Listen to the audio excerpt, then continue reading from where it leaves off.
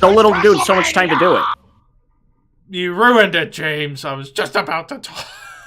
I got women to do, people to see. Let's go. Anyways, ladies and gentlemen, welcome to Bye. episode 91 of the Shadow Kvlt podcast. Hi. 91. But, 91. 91. Wow. yeah. Uno 9 times. Uno.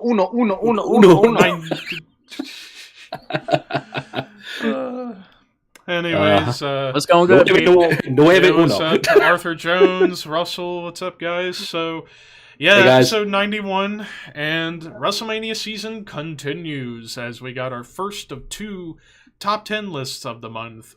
First one, we're starting off with the goods, the top 10 WrestleMania opening matches. And, yeah, there's been quite a few matches over the years that have been strong openers in WrestleMania history. But to comprise a top 10 list, for me, was kind of tough because I had to make some tough choices on it. Yeah. And Ricky's going We get to hear the background noise at Ricky's house. It's awesome. Oh, sorry. As you can tell, I'm not in my house. I'm in Houston. So I'm just enjoying some vacation, so I'm not in my comfortable man cave, to say so the least. So apologies for that. But It's okay. I did this list last minute, but it was kind of hard to do because, there's some great opening matches that, it'll tell how the show will go, most of the matches. There have been more great opening matches than not. True. Yeah. Very true. There's a lot of them. And remember now, the opening match mentality has changed over the years. Back in the 80s and WrestleMania 1 through maybe 7 or something like that, it wasn't necessarily the match to set the tone for the night, so to speak. It was basically there as a match to just get people out there and get them going. It was just kind of like okay, here you go, first match, and then kind of build as you go. While now, the fans are getting in the building too. Right. Yeah, that goes back to the freaking Bruno days. Because Bruno would be on like 5th or 6th on the card. People wouldn't show up to like match 2 or 3. So it was just like, we're just here to see Bruno, and then we're going to leave. So that's just the carryover from that era. Once you got into like the 2010s and so forth, that's where the work rate started to go up. You got the Ring of Honor talent influx into the main roster. So that's where you started seeing a lot more of that style coming to be, where it would kind of set the tone for the whole show. That's reflected all over, not just in AEW, but WWE as well, that you have a tendency to open the show with a major match, like AEW starting off with Daniel Bryan and Adam Page, whereas also on Raw you would have the most recent example, that triple threat tag from last week, or starting their shows off with major matches. And there's a lot of reasons behind that. It's 10:30, everyone's getting tired and ready to go to bed. I don't want to sit up and watch the event. I want to be alert and awake, and also for ratings reasons, the revenue reasons. But anyways, But I think with all that said, let's talk about some of these matches. So, honorable mentions time. I have 5. I had 5 honorable mentions. First, The Shield versus Big Show, Randy Orton, and Sheamus from WrestleMania 29. I think this one gets overlooked. I think this match gets that was quite solid. Overlooked. It was a really I almost put that in my match. honorable mentions too, but Honorable mentions too. Yeah, I thought it was a really good 6-man tag, and the Shield keeping their momentum strong in the end. What more could you ask for? My next honorable mention, Edge versus Alberto Del Rio for the World Heavyweight Championship at WrestleMania 27. It's on my list. On my list. But yeah, Edge's last match for 9 years. And it was a really damn good one. And it's like, some people might look at it, it's like, well, why was the Royal Rumble winner in the opener? But, I mean, when you got The Rock involved in the explanation the next night on Raw. Yeah, so. You got the explanation the next night. But still, really good match, and it was a good send-off for Edge for 9 years before he came back. Next up, another overlooked match. Big Show versus John Cena for the U.S. title at WrestleMania 20. I think I always like the Big Show Cena matches. Like, they always have good chemistry with each other, and this match was no exception. They put on a really damn good opener, and first singles title Cena ever won. So there you go on that home front. Next up, the Money in the Bank ladder match from WrestleMania 25, where Are you shitting me right now? Are you saying almost all of my top 10? Probably. Maybe. But, yeah, definitely in terms of overall Money in the Bank ladder matches, it's still near the bottom for me in terms of overall, but it's still a really good match. Of course, Punk going 2 in a row, winning Money in the Bank, and there was those couple spots like, I believe Shelton Benjamin when he did the tope over the top rope on top of everybody, and then Kofi trying to climb up the ladder while Mark Henry's holding it, but brings it down, and then the World's Strongest Slam on the ladder. Yeah, it was a really good, fun match. And then my last honorable mention. This one, I feel never gets brought up in terms of opening matches because it was fun, it was really good, and kind of hilarious. JBL versus Finley in the Belfast Brawl at WrestleMania 24. Ooh, that was in the show? Mm-hmm. Yep, that was the opener. Yep, that was the opener. I thought it was the Money in the Bank. No, that was second on the night. But no, this match... this match opened up, and it was a really good weapons-based brawl. And the reason why I say hilarious, because Hornswoggle got his ass beat. Right. He got a garbage can thrown right to his fucking face. Face, that's right, yeah. Mm-hmm. Texas whipping. Yeah, the culmination of the stupid, god-awful, illegitimate son angle. So, yeah. Fun. But yeah, those are my honorable mentions. They come up with a creative way to make Finley a face. I don't know. James. All right, I got 5 honorable mentions as well. My first one, Rockers versus Haku and Barbarian from WrestleMania 7. I almost really good. Yeah. Really good opener. Second one, another Shawn Michaels opening match from 2 years later. Him versus Tatanka for the Intercontinental title at WrestleMania 9. Mm-hmm. Third one, Levi mentioned it already, Edge versus Alberto Del Rio for the World Heavyweight title, WrestleMania 27. My fourth one, Seth Rollins versus Finn Balor versus The Miz for the Intercontinental title at WrestleMania 34. Almost went with that, too. That was a great match, yeah. And then my final one, Rhea Ripley versus Charlotte Flair, NXT Women's title, WrestleMania 36, Night 2. See, I wasn't sure. I wanted to put that somewhere, but I wasn't sure if that was considered an opener. So it was Night 2. That's fine. It's a different. It's technically a different show, but it's still an opener to that True. show. Yeah, I'm not doing that whatsoever. It's very good. Mm-hmm. Walter. Well, I actually have 6 honorable mentions, and a couple were already mentioned already. Mm-hmm. But John Cena versus Big Show from Mania 20, Levi already mentioned, along with Finley versus JBL. All right, that was 24, correct? Yep. Okay. I also have Edge versus Del Rio. I also have I also have the Rockers in the versus the Faces of Fear, Haku and Barbarian from opening 7. I have the other Shawn Michaels match from that opening trio 1 year later against El Matador Tito Santana. Nice. And to wrap it up, I have the very first opening match from WrestleMania, Tito Santana versus the Executioner. Yes. I have that on my list. Yep.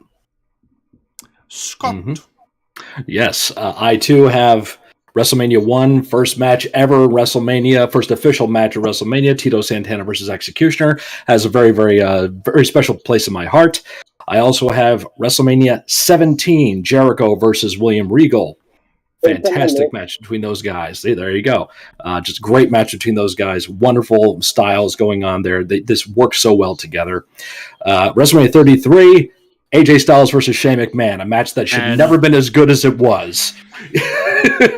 Yeah. Oh, wow. Yeah, I trumped your ass. Really? Yeah, love that match. Great one that fits on there, too. I also had Charlotte versus Rhea Ripley, night 2 of WrestleMania 36. A fantastic match there. I also have night 1, WrestleMania 37, Drew McIntyre versus Bobby Lashley. 6. There you go. So I won't talk much about that one. And I don't give a shit if it's 18 fucking seconds. It's still exciting. Sheamus versus Daniel Bryan, WrestleMania 28. I still put it on there. It's not people still fucking talk about it. It's what led to WrestleMania 30 2 years later. There you go. So it has a lot of standing to it. So, yep, that's my 6. Ricky. 3 honorable mentions. Scott brought it up. Sheamus versus Daniel Bryan.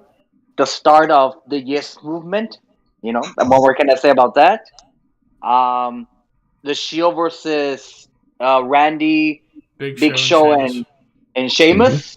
You know, this was the beginning of the Shield trying to be this dominant, you know, force that would later get onto, you know, 2 years later, Reigns would have been main eventing WrestleMania 31 against Lesnar. You know? Yep. And my last honorable mention, Ripley versus Charlotte for the NXT title. I love Rhea Ripley to death. I think, you know, the combination of Charlotte, that cocky ass heel, and Ripley kind of the cocky ass baby face, being that she's a metalhead. I'm like, yeah, works for me. The only reason why I didn't have that listed also was no fans. Imagine if fans were there for that. That was that's the only reason it didn't make my top 10. Yeah. That's why it's honorable mentions. PC Mania. Yep. But now time for the top 10 itself. 10. Kicking off at number 10, another kind of forgotten match in WrestleMania history. Matt Hardy versus Rey Mysterio for the Cruiserweight Championship at Mania 19. Ooh. Oh, wow. Everyone swore Rey was going to get it that night, too. Yep. Yeah. But nope. He would have to wait. But yeah, really fucking good match between these two. And it's kind of weird looking back. Matt Hardy in the Cruiserweights?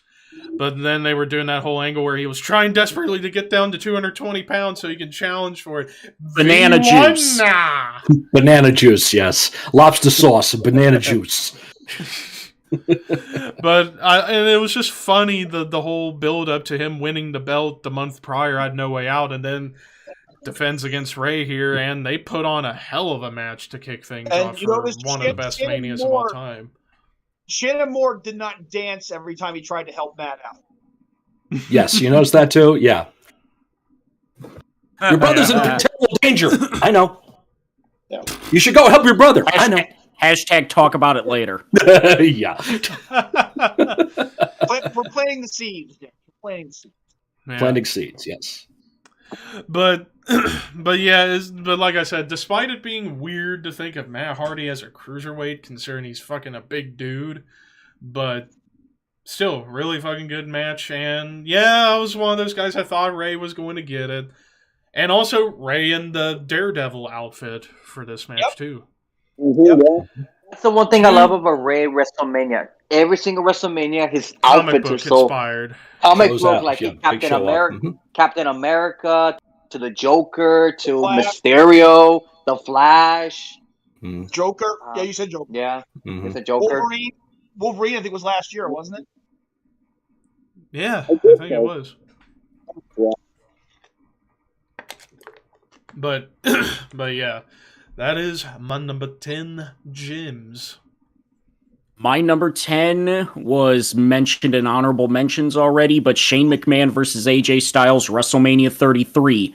I remember every fucking person on the internet hating the idea of this match. And everybody after this match happened was eating their goddamn words. Yes, sir. Because this was... We're going to have that again this year with a few matches. We'll talk about that later. But this match was so fucking good. Like Scott said, better than it had any right to be. But just fucking great. Amazing. Was this doing the best in the world thing? I always forget. This was way before that. Because AJ was heel. Yeah. Right. Yeah. AJ was heel. Shane was babyface. This was right before AJ turned babyface. I couldn't remember. It's been a long time. Walter. My number 10 was mentioned in the honorable mentions already, and I smirked about it and laughed because it is hailed by many of the Smart Mark publications and all the work rate, fans, all the neckbeards, as the worst opening match of all time, WrestleMania history, because it's 18 seconds. My number 10 is Daniel Bryan and Sheamus. We watched that. That was my father's favorite match of that entire freaking night. Yep. That was great. That's how you start. And we'll be going more in depth about it next week. Oh, yes, we will. 18 seconds, but here's the thing: the crowd, they're all crowd didn't give a shit. They loved it. What culture hated it, but okay, the internet hated it, but everybody there fucking popped like crazy. Yeah. It kicked off. It planted the seeds for the Yes movement, and it was also above all, it was a fucking WrestleMania moment. Exactly. And I got another match in here that's considered a WrestleMania moment, which I'll get to later. But yeah, number 10.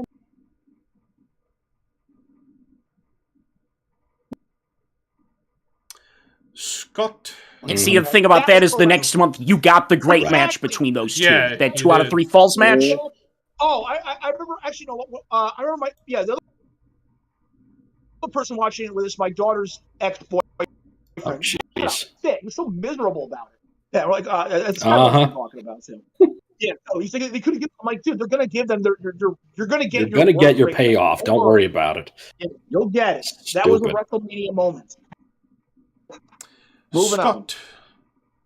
Moving on up. My number 10 is Intercontinental title ladder match from WrestleMania 31. Daniel Bryan, Bad News Barrett, Dean Ambrose, Dolph Ziggler, Luke Harper, rest in peace, R-Truth, and Stardust. Just what a fucking crazy night. Great match. That one sets the tone. That one's after the Yes movement, of course. It's right before Daniel has to go away. It's the last big hurrah, really, kind of, sort of, for him. But also all the other crazy shit that happens in the match. This is the match also where Dean gets split, I think, rolls out of the ring, and they staple his head right there at ringside.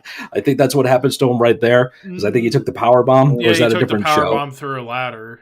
Right, and then he got his head sliced open at that one, so he fell out of the ring, and they put staples on his head right there. So yeah, that was fun for him. But just the fact we got to see, Dolph and Luke in there, and you got to see Truth.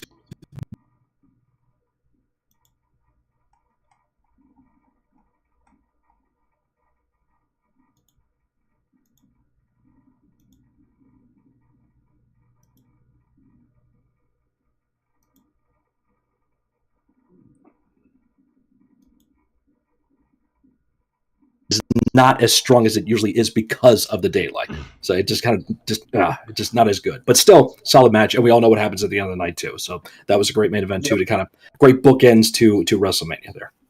It was starting to get it was starting to get dark again. Yeah. Ricky. My number 10 is the first ever WrestleMania opening match. Tito versus Executioner. Mm-hmm. I mean, what we're going to say is for historical reasons. I mean, Tito won the match. I'm not saying Tito's like one of the best. I mean, as a wrestler, I mean, he's okay. But in terms of opening matches, it was a pretty decent opening match. Nothing more, nothing less. He just lost the Intercontinental title to Valentine. It was a bounce back match to get, right before he won it again. And interesting fact, this was his only win at WrestleMania on the main show. Yes. Because he won the dark match of WrestleMania 9. That's true. Mm-hmm. Yep. I could watch Tito Santana matches all day, though. Oh, yeah. Yeah. A lot of great stuff on Peacock. Check out with him. Like him and Paul Orndorff from MSG, and him and Valentine, those matches, the cage match with him and Valentine, where Valentine destroys the belt. Infamous. Him and Steamboat against Beefcake and Valentine. I think it was Boston, or it was Toronto Maple Leaf Gardens.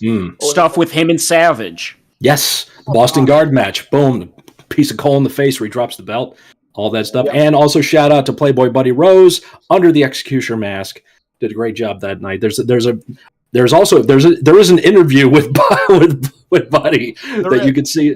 I think it's on the Peacock version because I have the home release version of WrestleMania. The interview's not on there, but I think it's on Peacock. You can see it there. It's just so funny to see Buddy Rose in that freaking mask. He also really got pumped. He also taped up his initials on his boots. Yeah. He had to do that. Because he wanted to wrestle on WrestleMania, but he didn't want Buddy Rose to be on WrestleMania. Yeah. And lose. And lose, right. Yeah. It meant that much. But I wonder if that was just like a favorite of Piper. Their history with Don Owen in Portland. Yeah. So who knows? But still, great match.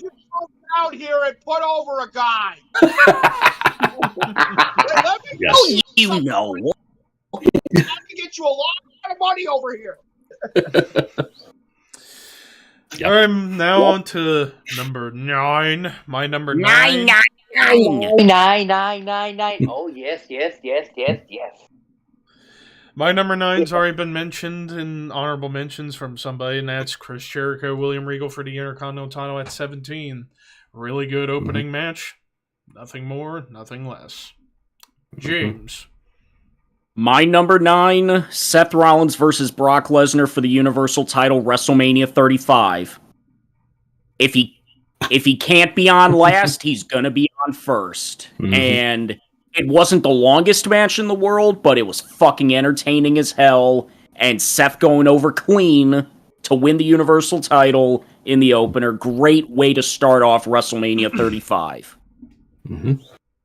Walter. My number 9 is was already mentioned. Money in the Bank ladder match from WrestleMania 25. That would be CM Punk's second win of the Money in the Bank. I believe it was a second, correct? Yep. The second win. With it just basically highlighted. I really could have picked any of them, honestly. So we'll go with that one. Scott. My number 9 is an unsung hero in the world of wrestling at WrestleMania, and it is Paul Orndorff versus Don Barracco, WrestleMania 2. Ooh. I'm kidding. That's probably the worst opener in WrestleMania history. Yes, it is. That's why I'm kidding. No. My number 9 is... People out there in TV land, a lot of people want to know what Mr. Wonderful's been doing. And the fans were bullshit at the end of the match. Yes, they did, because it was a double count out. Shit. What's funny is Barracco's so relaxed in his little... Mr. Wonderful, the embarrassment of WrestleMania 1. All of a sudden, you face Magnificent Barracco. You're about to become the embarrassment of WrestleMania 2. That was it. That was his promo. And you didn't see the promos. You just heard them. They were just overdubbed while they wrestled. Oh, my God. It was so fucking bad. Yeah, that was the old Coliseum video editing. Yep, that was the. That was where it was broadcast. 9. That was where it was broadcast. I have the actual broadcast on tape. Really? That's how it was broadcast. Yes, I have it. Because there were some interviews that didn't make the Coliseum. The Battle Royal interviews didn't make the Coliseum come. Oh, see, there you go. Yeah, all right. Bill Fralick and Stud have a pushing contest, and Iron Sheik and everyone else. Yep. All right. My real number 9, though, has already been mentioned in the honorable mentions, and it is WrestleMania 20, John Cena versus Big Show for the U.S. title. What a great fucking outing for John Cena. This is pretty much his coming out party. The crowd in MSG is red fucking hot for him that night. They're chanting his name, and this is when you knew you had a star on the rise. Yep, exactly. So, boom, he was made right there in that night. So, love that match. That's my number 9. Hard to believe this was Cena's first Mania match. Like, he was at 19, but did the Sunday Night Heat thing. Didn't actually wrestle on that card, which is weird, but... He was hurt. Was he had a knee injury at the time. He had a knee injury at the time because Brock did the F5 on the ring post. Oh yeah, I forgot about that. Which set up Cena's return the next month, and feud with Brock. They had the WWE title match at Backlash. Ricky. You mentioned it, Jericho versus Regal for the IC title at WrestleMania 17. At first, when you have Regal, a more grounded technician versus Jericho, and more of a lucha libre, high flyer, New Japan style, sometimes those combinations don't really work. But in this match, it made it fucking work. I mean, the crowd was into it. You know, Regal being that snarky ass how Regal is, and The Jericho prim being and the proper cocky ass. heel. Yeah, and Jericho being, lime salt and all that. I really thought it was an enjoyable match. Yeah, that's my number 9. My number 8. Thank you, Panda Express, for that. My number 8 is the Intercontinental Championship ladder match from WrestleMania 32. Same. Wow, we got 3 number 8s on this. I mean, yeah, typical WrestleMania ladder match, you got your big spots, but the thing that makes this match great, the stuff with Kevin Owens and Sami Zayn telling their story in the middle of the match, because this was Zayn's first main roster match since the prior summer in that open challenge for the U.S. title against Cena. And this was the right after he just had that awesome match with Nakamura at TakeOver, and he comes back the next night and he's in this ladder match, and man, he and Owens made this match. And of course, Zack Ryder winning the title was a really cool surprise. Granted, lost to 24 hours later. But he got the moment he had that. So and everybody was. I was forgetting. I think he dropped it to Miz. Miz. The next night. Yeah, that's who he knocked off the ladder to get it. That was that story, but exactly. And everybody coming up, you saw the behind the scenes footage. Everybody coming up to Ryder, shaking his hand, congratulations, well overdue. You fucking deserved it, all that stuff. So a lot of love for him there, and we see what Zack's doing nowadays. He's still getting his fucking name out there. He's still relevant in some ways, so good on Matt. Your wife's a fucking slop house, but Jesus, you're doing good. Butterface, and like Ahmed Johnson, she's made of fucking glass. She's constantly getting injured. I'd hit it. Oh yeah, it hit it so hard. Yeah. Put a bag on her face, but still, yeah. Mm-hmm. Light switch. But one thing a lot of people forget about this match: this was probably supposed to be Neville's moment, Pac, because he was supposed to be in this match. He broke his ankle against Jericho the month before the show. Remember that? Yeah. Match with Charles Robinson. Yeah. Yep. He's hurt. Was probably. Fuck Don't you. touch me. Don't you fucking touch me. But this was probably supposed to be the moment where he won the Intercontinental title. But then he got hurt and they had to change plans. They went with Ryder to put it right on Miz.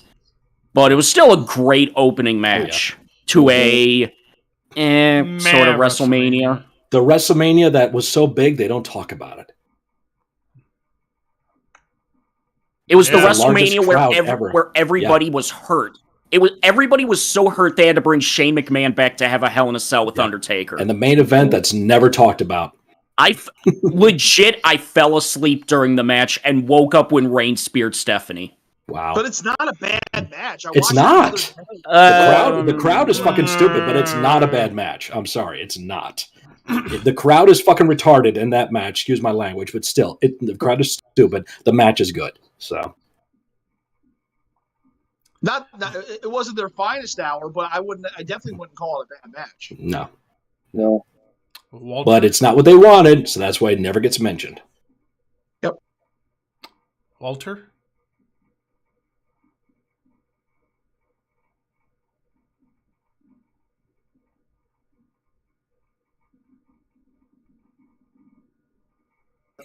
Number 8, the other great William Regal match from WrestleMania. The year later,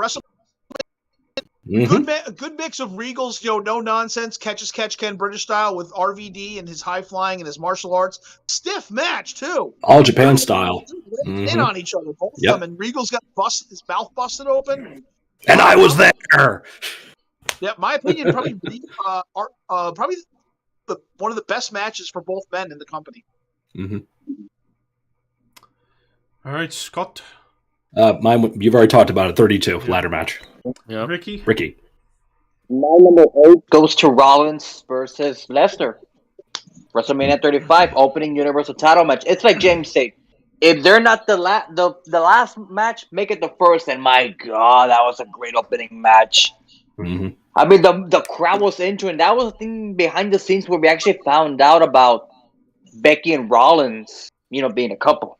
Right. Because before that, we didn't know until they posted a photo. I'm like, wow, they're really actually a couple. Which, good for them. But this was the night that Rollins finally got his payback against against Rollins. Not Rollins. Lesnar. Rollins against Brock, yeah. Earned Lesnar's respect. Yep. Because I think it was after this match where I forgot who did what. Like Rollins gave Brock a beer, or Brock gave Rollins a beer. Brought him a case. He brought him a Case of beer. Case of beer. Mm-hmm. Brock, you're not really a bad guy. Yeah, and he's hate to break your gimmick, but yeah. I hate to break your mystique. No. Yeah, it's like all the internet, when they found out it was Brock versus Seth, all the internet was, because Brock was losing, he didn't want to stay that night. That's why he fucking did in the opening match. Seriously? Yeah. You honestly think he fucking acts like that? No. It's all about business. I love Matt Riddle's like he's like, yo, Brock is like really cool. Yeah. Bro. We're buds now. Goldberg and I are buds. Just imagining I'm not your Lesnar. bro. I'm just Hey, imagining. Can you imagine Lesnar? Could you imagine? Yeah, Lesnar and Riddle sharing a blunt. I think Lesnar would get so fucking paranoid. What the fuck is going on here? His face, He would go right up to Vince and like fucking German his ass. Is. I see people. I smell colors. I can hear colors. I can smell sounds. These 10,000 people are actually 130,000. Wow, man, there's like 20,000 people Everything here. is Let's so play. significant. I love the new Brock Lesnar though. I just Me love too. Oh yeah. Oh yeah. Great. This is who Brock is more than the character he's been portraying for years. Yeah. Imagine Brock Lesnar going up to like Rey Mysterio. Ray, your head is so smooth. How you doing that? How you doing that? Is that the mask? Can I touch the mask? Don't take your face off. It looks disgusting. Oh my god, these clothes. Everything is fantastic. German suplex. German suplex. German suplex. Oh my god. About Brock. Still looks over. Whoa, I see Terry Funk. What? Terry Funk's right there. Ah, Brock, I love you. Brock, there's no Terry Funk here. He's not here. I see him. He's right there. I can see Brock. I love you, Brock. See Terry Funk.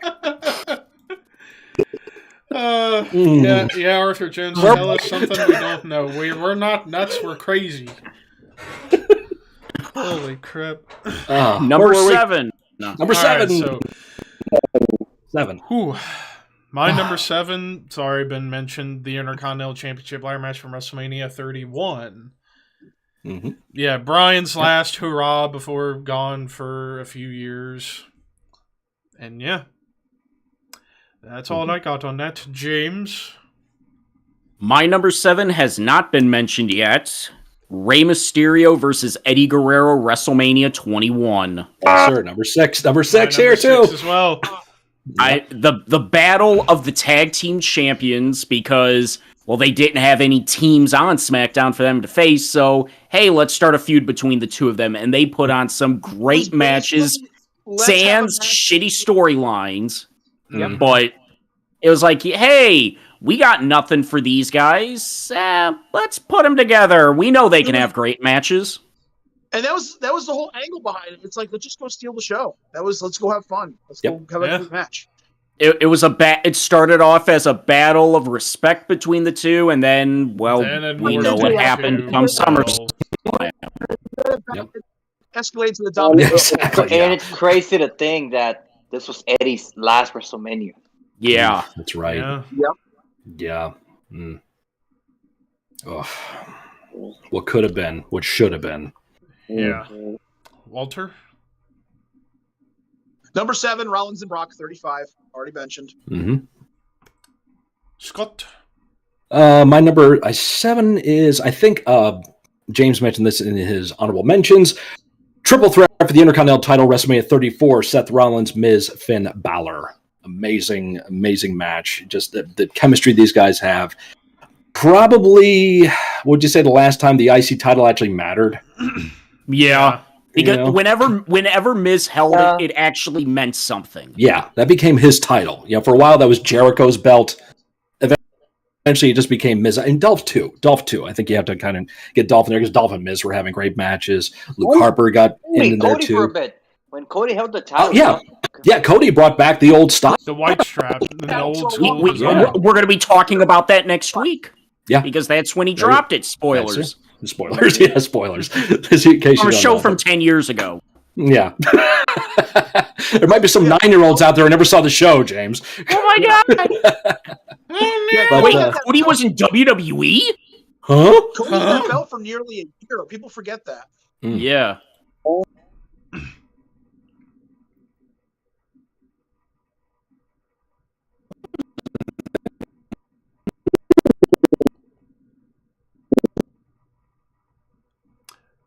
Ricky? Anyway, yes, so that's my number 7. Great match. Show versus Cena, WrestleMania 20. Cena winning the US title from Show, kind of starting to elevate him to new heights. And a year later, Cena wins the WWE title.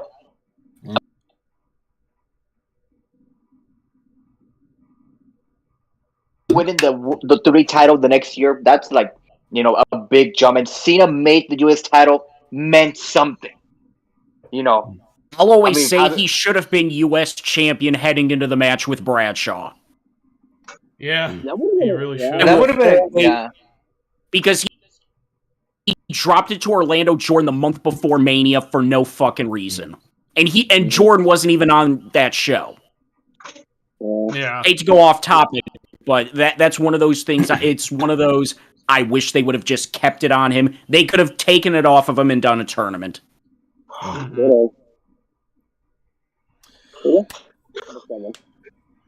Now number 6. 6. Well, Scott and I might as well talk about it together. Yeah, Rey Mysterio, Eddie Guerrero, 21. Yeah, I mean, it's kind of weird looking back, like how the feud started. It started out of respect, then it became all about Eddie obsessed with trying to beat Rey, and then interjecting Dominic, and all this stuff, all for almost a year. It was like, holy crap. But yeah, really fucking good match between these two. Then again, can anybody name a bad Rey Eddie match? I can't. No. Maybe the It's worst Halloween. Yeah, maybe the worst one was the ladder match at SummerSlam, but even at that, it was Just still because of the good. fuck finish, because it was Vicky's fault. But Where the fuck is Vicky? Where the fuck is Vicky? God damn it! That one of Halloween Havoc was pretty subpar. I can tell it. Yeah. Terrible match. yeah, really terrible match. I Yeah, can't even say what it's doing.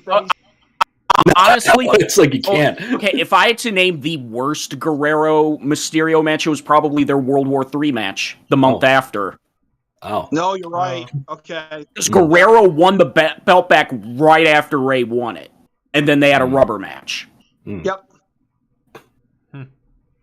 Yeah, so I mean that's a dream combination right there, and it was great to see it at this level too. So because prior to that, it was Halloween Havoc was the biggest match they'd had. Notoriety wise, now we had a WrestleMania match. We got to see those. So And that's one thing people forget that is that feud. The entire feud is pretty subpar in WCW, except for that match. Yeah, The feud itself was just not that. just kind of there because they didn't give a shit about the division at that point. It was just like, just throw them out there. They're not drawing any money. They don't give a shit. So yeah. James. Number 6 has not been mentioned yet by anybody, but Bobby Lashley versus Drew McIntyre, WrestleMania 37, Night 1. Wasn't it an honorable mention? It was on my own mentions. But it hadn't been brought up in the top 10 yet. But great fucking opener for the WWE title last year. And it was the right match to open up the WrestleMania back with the fan. Yep. Even though it wasn't a ton of fans, it was still fans. Yeah, it was close to what you're going to get when you had that moment to start the show with hello, everybody. Then you had the fucking downpour and the delay. Motherfuckers. But I love the promo after, like, I felt like those promos that they did during the G was, I think they were just organic. They were. They had it was grab man, guys that's like, dude, we all gotta kill time. all time. Get the fucking microphone. Get the fucking camera. We gotta kill time. Talk. Yeah. Who was the best one? Seth and Kevin. Seth and Kevin had the best fucking promos. McIntyre was good too, though. Drews was really good too. He was pissed off because of the rain, and he took that energy and channeled it to the promo. Trying to like keep himself not get because once you're on that high and you start to go down, you can't really get it back. So it's like I'm trying to contain myself, trying to keep my emotions. Behind the scenes, him and Lashley are both in the zone. They're ready. Yeah, they're ready to go, and all of a sudden stop. Yeah. And I think a lot of people thought that Drew was going to recapture the belt on this show, but everybody, when Bobby retained, I'm like, oh shit, they're actually going to go with Bobby as champion. Yeah. And they went with Bobby the majority of the year. Yeah. Drew's title, hunt to regain the title, is the subject of long-term booking. Yep. It's gonna happen. Yep. It will eventually. Hell, I wouldn't be shocked if he's going to, like, after Mania and after, I'd say, Roman beats Brock to unify the belts, I wouldn't be shocked if Drew's the one to take it off. That's what the rumor is. The rumor is it's going to be him and Roman at Mania or at SummerSlam. SummerSlam, yeah. Which would be appropriate. And it makes total sense. Makes total sense. Mm-hmm. Good call. Walter. Where are we, number 6? Number 6. Yep. Okay, already been mentioned by Scott. The Intercontinental title ladder match from WrestleMania 32. Same exact reasons as Mr. Scott pointed out. Owens and Sammy leading the show, but also it was a heartfelt moment to watch Zack Ryder, win that belt. It was actually it was a nice thing. And that's the thing. Everyone goes on about how Zack Ryder had a bad, had a shitty run on WWE. He didn't become world champion. Okay, that's pretty much all that was. Okay, and that's the problem with the internet nowadays. Is if you don't become a world champion, you had a horrible run. Like Cesaro is the big one they love to bring up. Yeah. But look at this way: he got to win the Intercontinental title at WrestleMania and let his dad in the ring celebrate with him. Yep. And then a few years later, him and his best friend from childhood won the tag team title. That's true. Yep, they did. In New York. In New York. In their hometown. Yeah. Mm-hmm. And don't forget, and the other feel good moment too is when Zach's walking to the ring. I have been waiting to hear my music at WrestleMania, and he finally got to hear it. Yep, that's a big thing for a lot of guys. The other feel good moment is when Keith Torres kicked him in the nuts. Oh god! But him winning the U.S. title in Brooklyn. Yes. Yeah. The promo with him, Punk, and Daniel Bryan. One of these things is not like the other. One of these things doesn't belong, but he was in that fucking spot. Woo, woo, woo. And I think, honestly, he's going to go back, and he's going to be primed and ready. If he goes back, he's going to get that main event spot that all these people have been clamoring him for, because he's doing what Drew McIntyre did. He's off. He's up. He's honing his skill set. He has been away from the indies for 13, 14 years. Mm-hmm. He's building his skill set. He's finding himself. He's finding his character. And I can see him doing an Intercontinental ladder match just like this, going up to the ladder and then flicking everyone off. Mm-hmm. Fuck you! That's his big thing now. Is that? That's everybody on the indies. It is. That's it truly is. Yep. I mean, I'll go more in depth about the Zack Ryder stuff when we talk next week, but we'll wait then. Scott? We already talked about Ray and Eddie, number 6. So Ricky. You just said it. The IC title WrestleMania 32 match. An upset. Mm-hmm. Now time for the top 5, and my number 5. It was mentioned in somebody's honorable mentions. Shawn Michaels Tatanka for the Intercontinental title at WrestleMania 9. One of 2 hays in the needle stack that was WrestleMania 9. This and the Head Shrinkers Steiner Brothers match that followed. And to a lesser extent, Brad Yoko. But this match, I'd say it was a great opener between these two. And also the debut, I think, of Luna Vachon as well. Yeah. Luna. Mm-hmm. Which Luna with Shawn, I look back at that, it's like, that's the most random pairing ever. It didn't last long. It didn't last And it was a one and done. It was went to one and Bam Bam done. shortly after. Mm-hmm. Yeah. The main squeeze. My main squeeze, Luna Bichette. So does that mean Bam Bam had multiple squeezes? Oh, yes. Yes. Oh, maybe. Mhm. Maybe. Fun fact. Lots of rats. Fun fact, Joan Rivers was constantly, Hulk Hogan referred to Joan Rivers numerous times as his main squeeze. He did, yes. Yes, he kissed her on the Tonight Show that one time. I was such a fan of, when I was a kid, of course, still am, but I was such a diehard fan. I was asleep. I was in bed, and Hulk Hogan showed up on the Tonight Show, and Joan Rivers was hosting. My sister came and woke me up just to show me, hey, Hulk Hogan's on TV. What? Staggered down the hallway, sat down in front of the TV. Oh, that's pretty cool. I'll give them back to bed. Didn't he I don't. I have this weird memory of him trying to grope her on the show too. He kissed her. Oh, okay, he kissed her. He was showing her some moves. This is how you do a headlock. This is how you do this. Kiss me, you fool! Rah! Sure. Right, okay. Moves. That's what they call Yes, it. but And the then moves at on that her. point on, he became his main squeeze. I Main referred to her. And Joan Rivers, my main squeeze. My main man, my main squeeze, my main girl, and all of them. And main everything. What's up, my man? Remind me of that Led Zeppelin song, Lemon song. Squeeze me to the last drop. That's Tangerine. But yeah, and then of course you had the finish. Yeah, some people may say the finish was dumb. Well, you weren't going to take the belt off Shawn, and you weren't going to have Tatanka lose. You gotta have to talk strong. Yeah. Yep. But yeah, that's my number 5. James. My number 5 was the Allied Powers versus the Blue Brothers from WrestleMania 11.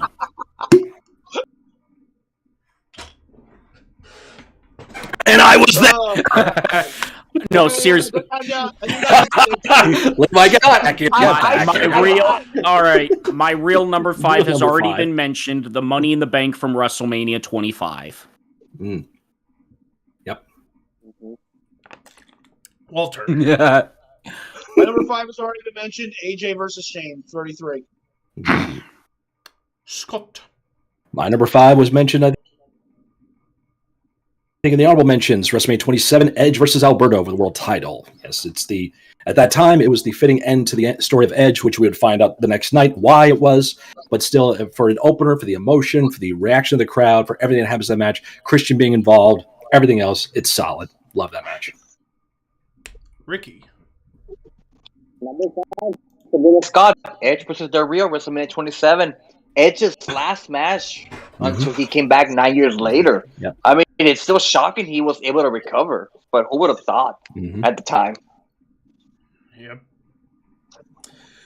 Now on to the top 4. My number 4.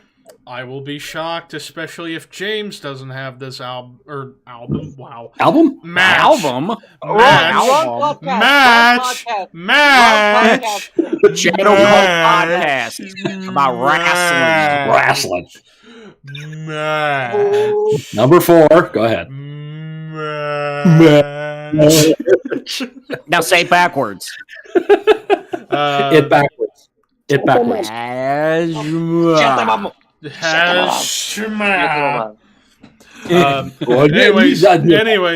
Anyways, I will be shocked if James doesn't have this match on his list.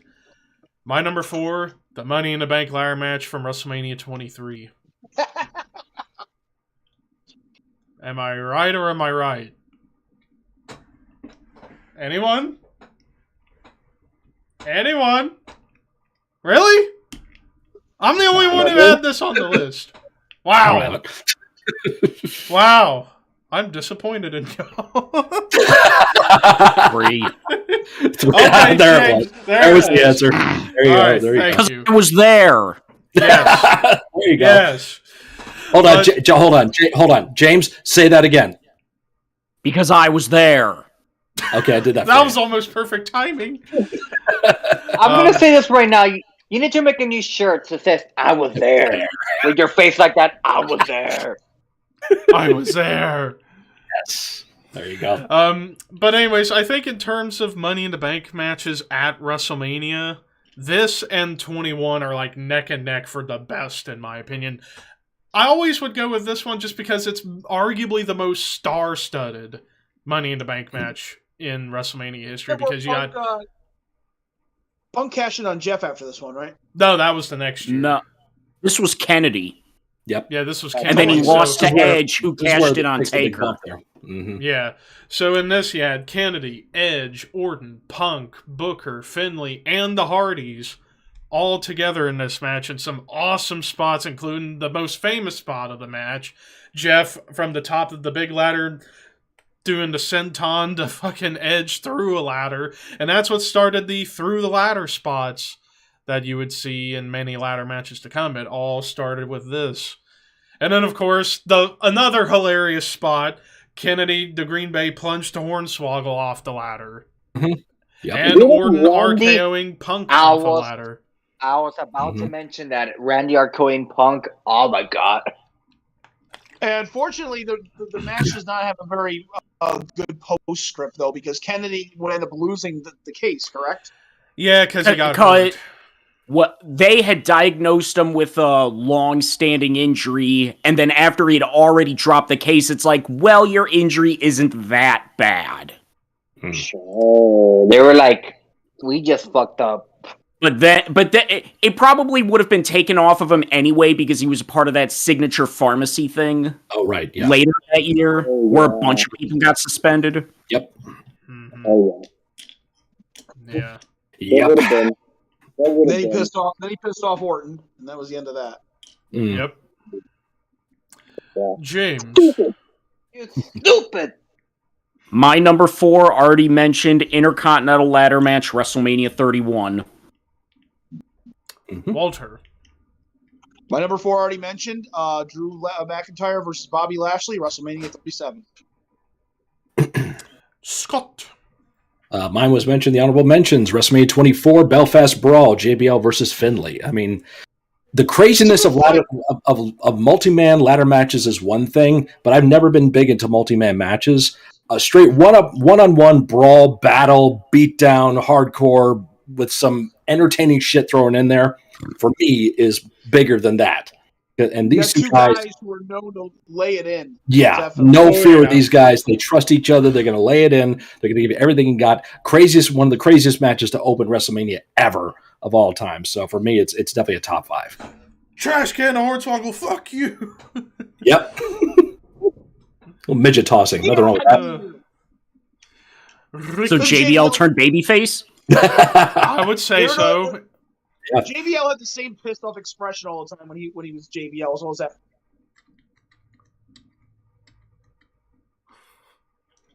Ricky. And then Joey Styles knocked him the fuck out. Yeah. Knocked him the fuck out. Yes, he did. Yeah, he knocked out JBL, and JBL woke up a nice man. Yep. He smacked the bitch out of him. JBL always got a big grin on his face when he's doing the podcast with Briscoe. He's always like, Uh-huh. I can't remember that time. Oh, man. Ricky. WrestleMania 25 ladder match, Money in the Bank ladder match. I'm not upset. Top 3. There we go. My number 3 has already been mentioned many times. AJ Shane at 33. For me, across the whole night of Mania 33, this was the best match on the show for me. And it, like we said, yeah. like we said, it was better than it had any right to be. But then again, knowing Shane's past with working, It was AJ as well. This was when AJ was the absolute fucking best. Oh, yeah. Yeah, and he's still one of the best. Yeah. And who knows, he's probably going to steal the show this year against Edge. Oh, yeah. Oh, yeah. Yeah. Yeah. But an opening match, it'll steal the show. Yeah. But like, Top that. but All like, that, boys. Yeah, but it's like knowing Shane's past against working like very talented guys like Kurt, for example. I figured this match was going to be amazing regardless. It's just, the internet was pissed that AJ's not in the title match. Yet he was in a feud that was getting more attention than the title match. It was getting more attention than Bray and Orton. heading into this show. So this was the perfect spot for AJ, and man, these two fucking went all out and put on, in my opinion, the best match of the entire card. So Brock and Goldberg says different, but hey, we all have different opinions. that'd be second. That'd be second for me. But I digress. It is my number 3, James. My number 3 already mentioned Money in the Bank from WrestleMania 23 because I was there. I was there. Yes. Not really. Walter? My number 3's already been mentioned. Eddie and Ray. Scott? A lot of things have already been mentioned, and there's 2 matches left on my list that have not been mentioned yet, and I'm wondering if we all have the same last 2 matches. I think we do. I think we might. Probably. So my number 3. My number 3 has already been mentioned. Seth versus Brock, WrestleMania 35. What more need be said? Ricky? Number 3, Eddie versus Ray. I mean, I had to put this in the top 3. I mean, who would have thought this would have been Eddie's fast WrestleMania? And I feel that started just out of respect to see who was the better man, and then later, let's give it to fucking SummerSlam. But let's have a kid on a pole match. Bro. But A Dominic Mysterio on a forklift match. And now with Dominic in the main roster, I'm still wondering. Well, he must be thinking about when. I still have this little bit of hunch. Are they gonna? Oh yeah, absolutely. I'm just waiting for the Dominic Guerrero. I'm waiting for Dominic to betray his dad and be like, "You're not my father. You never were." Because if Dominic came out and said, "I'm Dominic Guerrero," long-term storytelling. And technically, in kayfabe, he's still Eddie's son. Yes. Yeah. And kayfabe, it will work. Yeah. Imagine that. Yeah.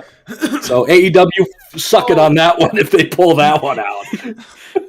Freaking almost 20 years of long-term storytelling. That's storytelling. The Mysterios are WrestleMania this year, right? Yes. Yeah, against Miz and one of the Paul brothers. Miz Logan and Paul. Mm-hmm. There. Mm-hmm. Do it there. Please. Do the frog. Dominic does the frog splash. Undo the vest. I'm your poppy. The heat. No. They either do this. Either they lose the match, they're hugging it out, and Ray just begins to beat the living shit out of Ray. You know, Dominic. Or they could, like, Ray's, like, leaves the match. And Ray's like, "What are you doing?" And, you know, and the next night you see freaking Dominic wearing, like, "I'm your papi" shirt. And I'm like, "I was never your son." Mm-hmm. I wish Eddie would have won the ladder match. You made one. I think we've He's created still my father. Yeah, I think we've created something here. Oh my god. Yep. WWE Right. will take our royalty checks now. So Number 2. Now, number 2. Number Okay. 1. Number Yeah, 2. number 2 and number 1. Hold on. Hey, number 2. Hold on. Number 2. Hold up. Number 2. Because I was there. Yeah. Triple H versus Daniel Bryan. Triple H versus WrestleMania Daniel 3. Bryan. Yes. Yep. Number 2. Yes. I mean, going into this whole thing, I mean, despite the hiccup, like the Rumble, not having Bryan in the Rumble because they decided to start an angle and not bother to finish it, it had to take everybody getting pissed off for them to finish a storyline. Right. It took CM Punk quitting. Yeah. A combination of CM Punk quitting and their lack of one to finish the storyline to actually get the story finished. And it was perfect. The original plan, it was supposed to be Batista versus Orton. Right. It was also supposed to be Daniel Bryan versus Sheamus. Again, It was supposed to be Punk and Triple H. Yeah. Triple H. Nah, pal, you're working me. Yep. Yeah. And we see what happened there. Yeah, but this match, I mean, the build up to the storyline, you know, Bryan, if he would have beat Triple H, he would have been added to the main event of WrestleMania, which, how many people do you know have wrestled more than once at WrestleMania? Not that many. Many people have, actually. WrestleMania 4, for example. WrestleMania 4. WrestleMania 6. A specific person in the in another match that we may or may not be talking about. Be more specific in the modern day. Modern day. Seth, more modern day. Seth wrestled twice at 31. Mm-hmm. Yep, technically. Yeah. Like I said, I mean, from the entrances from Triple H, to this day, I'm still shocked that Sasha, Alexa, and Charlotte were there. I mean, I'm like, damn, and then just Triple H giving that mean face with the mask and just hear Lemmy's fucking nose right in your goddamn face. Yeah. 3D. That fucking nose. And look, unpopular opinion, this is Triple H's best WrestleMania match. Yeah. Yeah. This, I don't know. I think Hell in a Cell's better. Personally, for me, this is Triple H's best WrestleMania match. And Triple H has not had the best track record at WrestleMania. It's true. But the great ones are really fucking great. Yeah, that one doesn't exist anymore. And how great 19 was. Oh, boy. I mean, good match. How about him and Stephanie at 18? Yeah, him and Stephanie at 18, yeah. Mm-hmm. Yeah, that was a great match they had. And I was there! But, had to do it. But yeah, this was a hell of a match to open up Mania 30 and never forget it for the rest of my life. The least number of matches ever in WrestleMania was 30, wasn't it? It's like 7 matches? WrestleMania 12 had 5 matches, I think. 12 had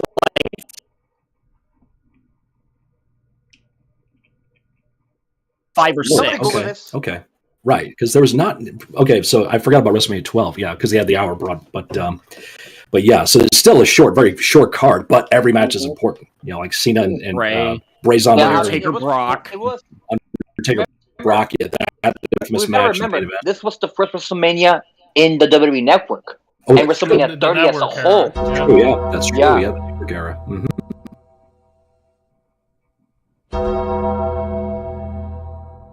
Boy, because we're almost there. Yeah, just 2 more years. Mm-hmm. So they're gonna have to do something big. So I don't know. They've got to find something. So across the board, this was everyone's number 2? Yeah. Yeah.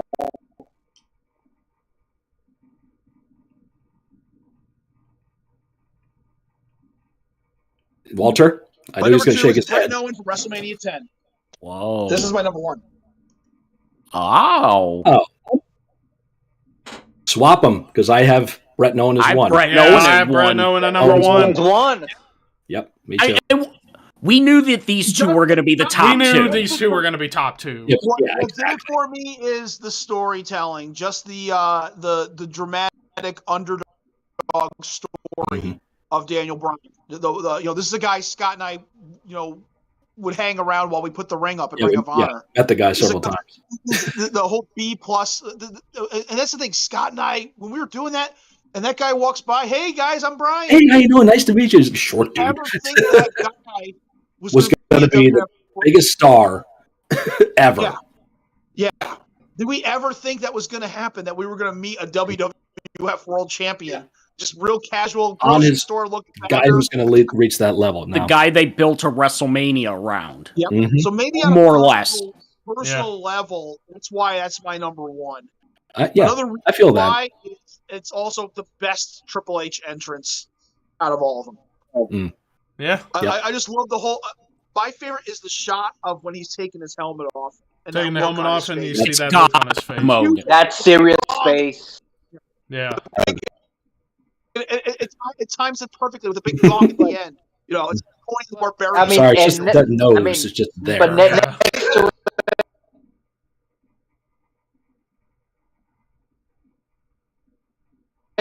Triple H WrestleMania entrances, to me, you could do a top. We could do a top 10 Triple H WrestleMania entrances list. There you go. Good do that. Give me Undertaker. I already know my number 1.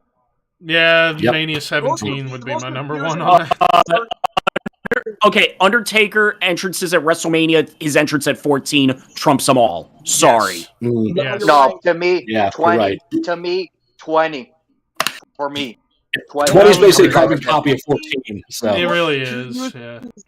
14, he uses what's the theme from Oh, Excalibur? Fortuna. oh right, Fortuna, yeah, thank you. Fortuna, Yeah. That's what Ozzy uses when he comes on stage. Yes. Um, I I was was waiting for watching WrestleMania 14. I'm waiting for Ozzy. And then Imagine that shot of Kane in the middle of the ring just freaking no-selling everything. yep, just stand there. Yeah.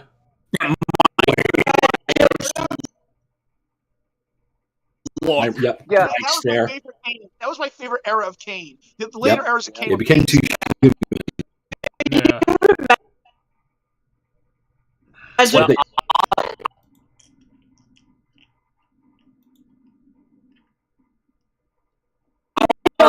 hold on. yep, and Cataloo. We already had Yeah. that, Ricky. We got that. Ozzy, he's just too happy to be there. That's Mhm. the problem. We got Let us build up. we got Ozzy at 2. We got Alice at 3. Yeah. This is ready to beat the shit out We We need Metallica. Yeah, good luck with that. Good luck with that. Mhm. What? Yes, they did. They went nuts with the jacket But off. number Brett one Owen. on my list, your list And is the mine. Brett Owen. Brett Owen. Because I agree, I agree 100% with Walter about the emotion and the story, but we're looking at legacy here. We're looking at the fact the match that, again, didn't think you were ever going to see. Brett and Owen, brothers fighting it out, having a wrestling match. The story was contained within the little nuances they do and the big surprise finish at that time. Yeah. At that time. Yeah, with Owen going winning, over because for context, Owen was a under 91, early 92. He was not what we think of Owen Hart. He was an undercard.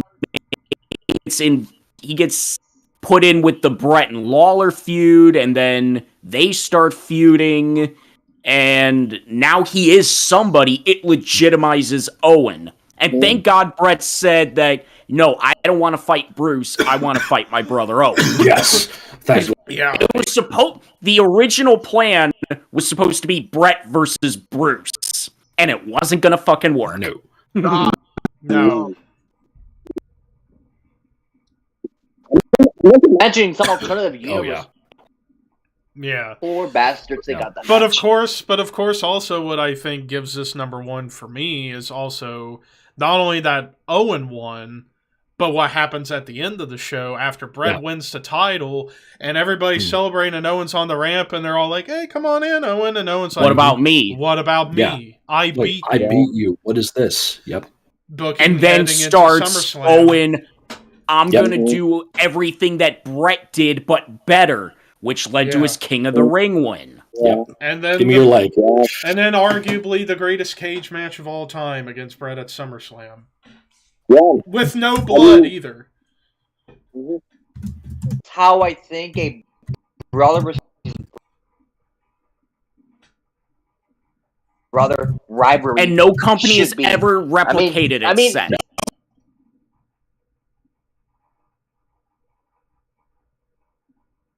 Yes, the Matt Hart and match. nobody's been able to do it. No. Ever. No, none of them. I'm not counting Kane Taker because technically they're not really I'm brothers. talking like They're brother more versus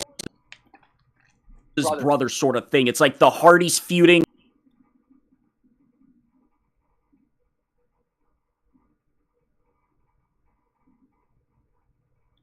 Worked. Harlem Heat, no.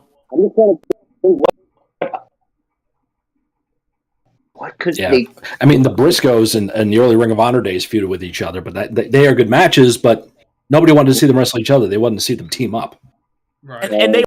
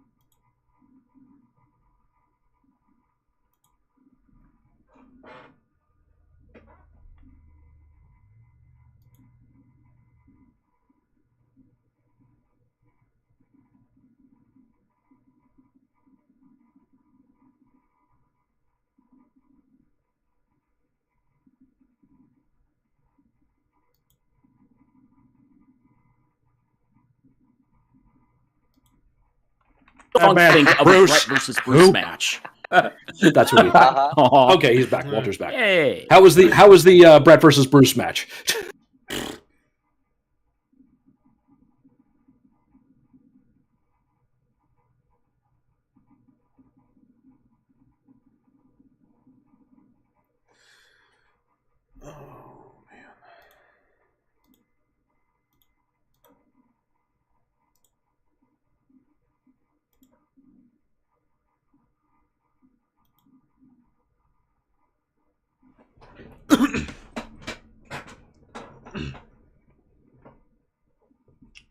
Levi is intensely looking. Zev's You gotta let me do boobs. it. You gotta let me do it. No, I'm my computer's been doing something stupid like OBS. It keeps saying encoding overloading, so sometimes it'll cut everybody off, and I can't hear what everybody's saying. Oh, At the OBS. No good motherfuckers. I know, I know, but So, it's back. But it's back Arkham- for now. Cumulative top 10. 10. now I vote tie for opener for number 1. Owen Brett, Triple H, Daniel. Okay, we can do that. I vote for a tie. Because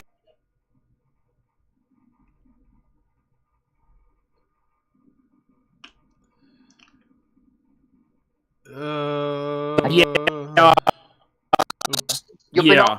been overruled, Levi. Levi. Overruled. There's one 4 of us, you, and there's so, one of yeah, you. That's how it kind of works.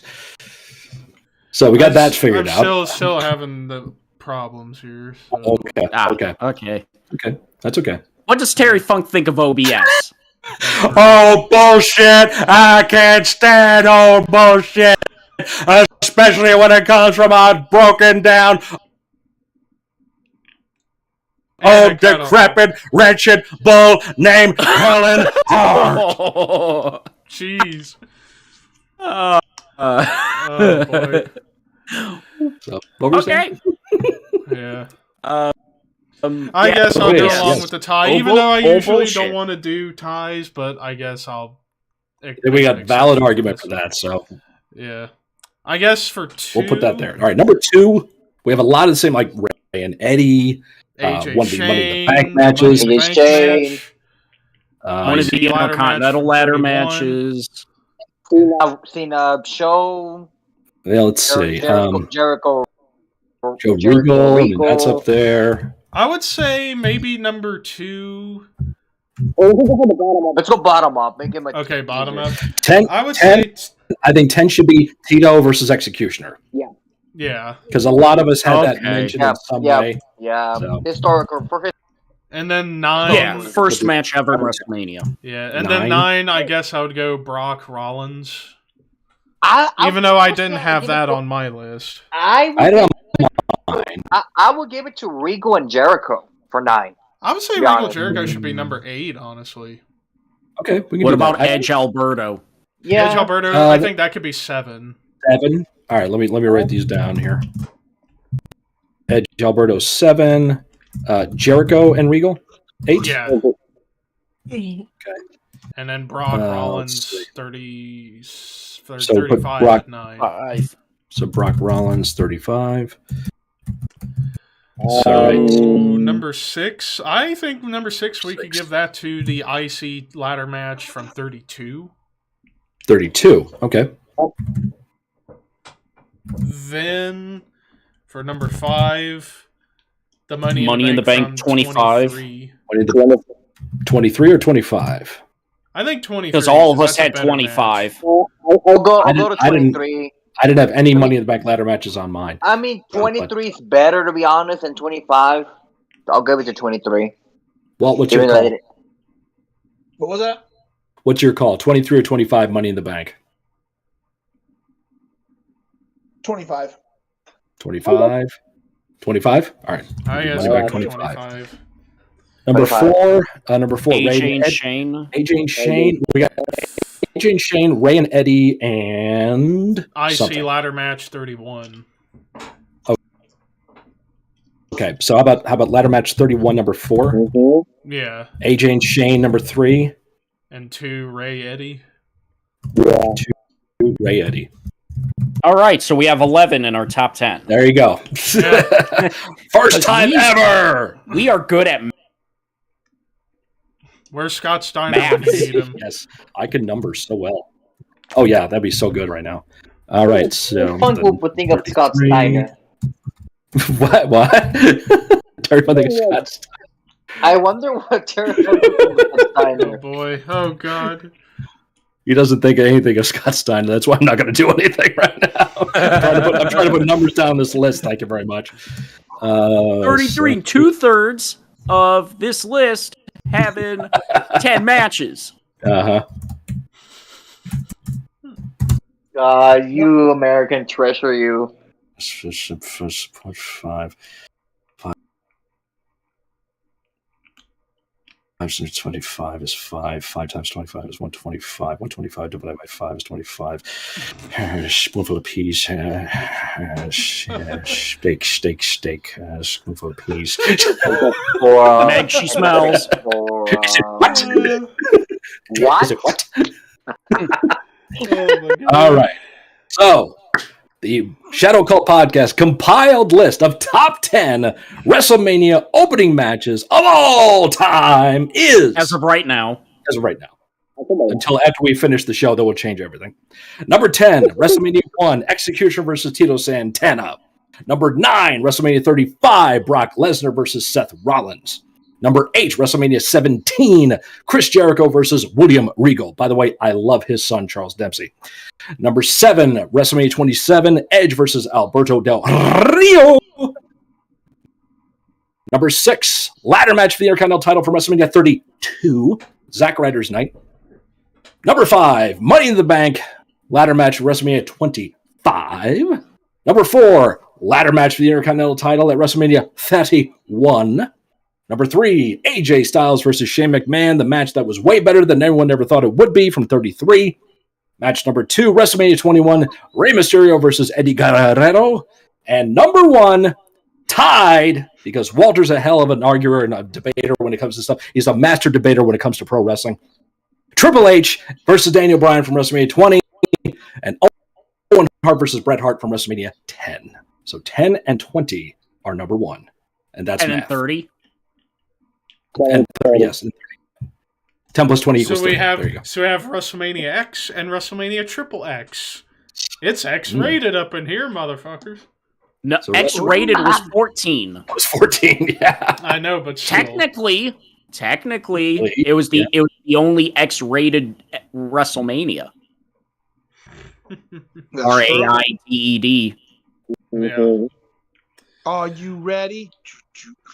But I think to kind of end this episode off, how about some of the worst openers? Oh, Jesus. I already The mentioned opener it. from 2. Paul Orndorff versus The Don opener Morocco. from 13 was god-awful. The opener from 11 was tag. bad. Yep. The opener from 15. Yeah. 13 Man. was the four-way tag match was pretty awful. Yeah. Yep. The Battle Royal from 14. 14, I yeah, the didn't Battle think it Royal. was bad. It was just an average Battle Royal. It was a mess. Yeah. It was a Yeah. tag team battle royal. What was the opener of 2000? Bull Buchanan, Boss Man and Bull Buchanan Boss against Man. Godfather D'Lo. Yep. Yeah. Pimpin' ain't easy, y'all. Pimpin' Yeah, ain't with Ice-T. easy, y'all. Light up a fatty. Yep. Grab your bitches. Well, we talked last week about the Battle Royal from 4. 4, yep. Yep, in some way. Can-Ams versus Orton and Morocco from WrestleMania 3, nothing special. Fiend versus Orton from last year, night 2.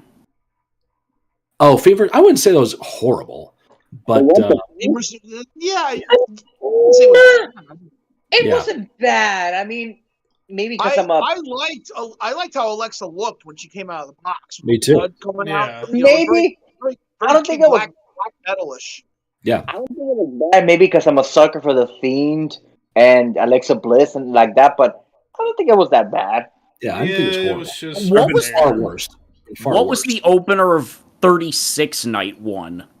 Women's tag titles? Alexa and Nikki against Kabuki Warriors. That was good. That was a good match. Correct. That was a good match. Yeah. Mhm.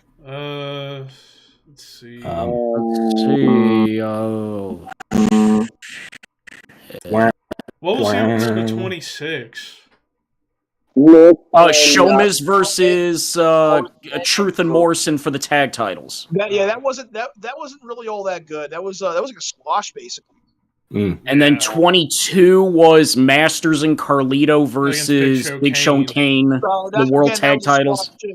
That was a squash too. I think we've been through all of them. We've been through every one of them, yeah. I think so. What was 27? Edge and Del Rio. Del Rio, yeah. Brain part here. Yep. Yeah, that's all of them. Yeah, that's all of them. We've talked about them all. Mm-hmm. Yeah, for me the worst one. For me the worst one. It's either the opener to 11 or 13. The opener of 2 is. It's just horrible. Bullshit. Oh yeah, bullshit. It's a lame. It's an opening match of WrestleMania, and it ends in a double countout. You got a guy who was in the main event a year earlier in the opener. He's not even going over against the guy who wasn't even on the card a year ago at WrestleMania 1. Think about like WrestleMania declines. Paul Orndorff goes from the main event to the opener and not even on the show the next year. And then Lex Luger going from being in the title match at 10 to the opener at 11. 11, that's a good point, yeah. King Kong Bundy from the main event of WrestleMania 2 to wrestling a midget at 3. Yep. To mid-card at 3. But he's back at 11. He just misses 4, 5, 6, 7, 8, 9, 10. Mm-hmm. Yep. This week. JYD not too good at WrestleMania either. Intercontinental title match number 1, tag match with the Funks and Tito number 2. Even though high on the card, not a good match. Match with Harley Race number 3, and then the Battle Royal at 4, and then boom. Don't see JYD again.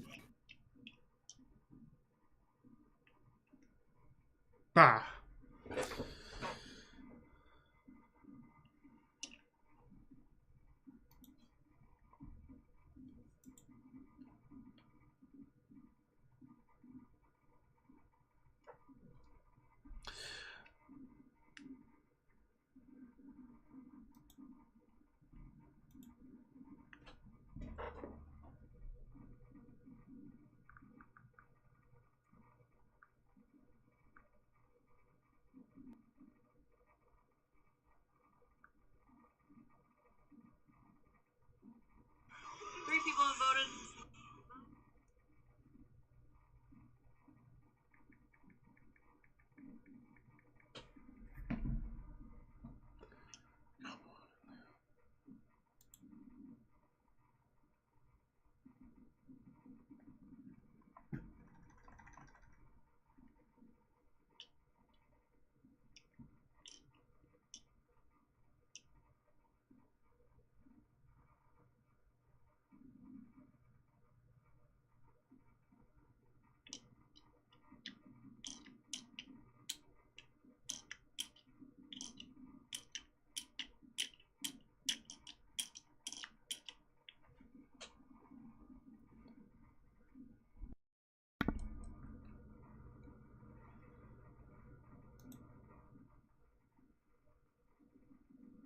Up to it. Sure, you have your reasons for her release. I understand. Yes, but fuck you anyway. Well, anyways, best of luck in your future endeavors. Oh god.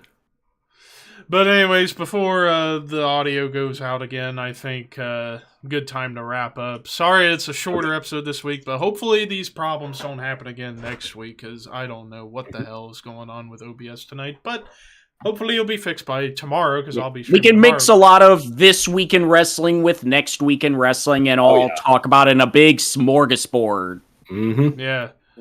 But before we go, reminder of the final 2 weeks of WrestleMania season. Next week, we're reviewing for the 10th anniversary, WrestleMania 28. 3 huge matches and a bunch of other stuff that happened 10 years ago. So it's going to be an interesting one to talk about. But also the week after, we're going to be talking the top 10 worst WrestleMania main events. Oh dear, but that's And by main events, we mean the match that closes the show. yes. Yep. But now it's plug time. Starting things off with James. You can find me on my YouTube at We Are Pro Wrestling, where I just reviewed WrestleMania 6, and next week, on the 20th anniversary of the show, WrestleMania 18, Icon versus Icon, Rock versus Hogan. Gonna talk all about that show, and you can follow me on my Twitter at WAPW_wrestling. Scott. Find me on my YouTube channel. It's Mr. Scott. Reactions, reviews, all kinds of fun stuff on there. Find me on Twitter and Instagram under It's Mr. Scott. Find me on Twitch under It's Mr. Scott. And find me on my brand new TeePublic merch store. 3 cool designs on there, so please check them out. It's under It's Mr. Scott as well. Walter. You can find me on the Mr. Scott on the #1 podcast of the horror and the metal with the token fucking the Tom motherfucker and Skip Novak and the Sergeant Fury fucking Daniel Roberts on the Necrocasticon the #1. But everything was very nice. Fuck you, Hulk Hogan, jabroni bastard. Ricky. You can find me on my YouTube channel at Whoremaster, where I've been doing a lot of rank 'em alls. I just did my Slayer rank 'em all, and I'm thinking of doing probably either Priest or AC/DC next. You can find me on my Twitter at Whoremaster18, and you can find me on my Instagram at Arkaraman Metal, where I just put a lot of random shit and all the goodies that I got recently here in Houston. And finally, you can subscribe to me on YouTube, ThrashManiac99. I'm literally just a few away from 3,300. Been on a roll doing reviews and stuff. This, or just about a couple hours ago, I posted my review of the new Ghost album. Tomorrow, I'm planning on doing a review for black metal band. I forget the name right now. And I'll be streaming on Twitch tomorrow as I'll be playing Gran Turismo 7. And then I'm going to be over on Metal Band Chronicles channel hosting the Metallum game show. And so far, that's been a lot of fun. Still got a few weeks left to determine the winner of a giveaway I'm doing with that. So far, Nick from Thralls of Metal is absolutely smoking the competition. So that's fun. But yeah, you can subscribe to me on YouTube. You can follow me on Instagram at ThrashManiac_YT. And finally, you can follow and or subscribe to me on Twitch, ThrashManiac99. I'll hopefully get back to streaming more on Twitch soon. I just been busy with the YouTube stuff as well as other things. But tomorrow, I should be able to be back on for a stream or two. But anyways, we'll see you next week for WrestleMania 28. And until then, horns high, and may you jackasses have a good night. Howdy, partners.